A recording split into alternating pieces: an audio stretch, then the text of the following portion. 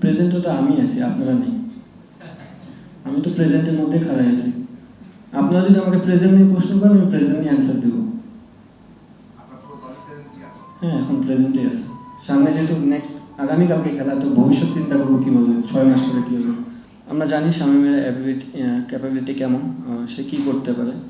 তো এটার বেস্ট মনে হয় আমরাই জাজ করতে পারবো যে তারা কোন সময় ব্যাটিং দিলে ভালো হবে। বললে তো অনেক কিছুই করা যায়।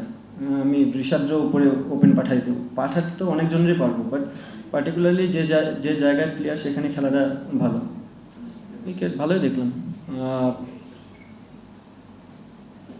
মজা করলাম ভাই, আমি তো জাস্ট নর্মাল অ্যান্সার দিছি। না, আমার কাছে মনে হচ্ছে ভালো উইকেট হবে, আর ব্যাটিং বোলিং দুই সাইডেই থাকবে আর কি। আপনার কথা জিজ্ঞেস করেছি আমি, আপনি নিজেকে ওইভাবে সেট করবেন কিনা? 10 বছর ধরে তো এইভাবেই খেলতেছি, আর কত সেট করব। পারফর্ম করতে পারতেছি না, দ্যাটস একটা জায়গা আছে যে না, কন্টিনিউ পারফর্ম করাটা, ওটা আমি সবসময় চেষ্টা করতেছি। বাট প্র্যাকটিসে কখনো কমতি ছিল না এবং ভবিষ্যতেও থাকবে না।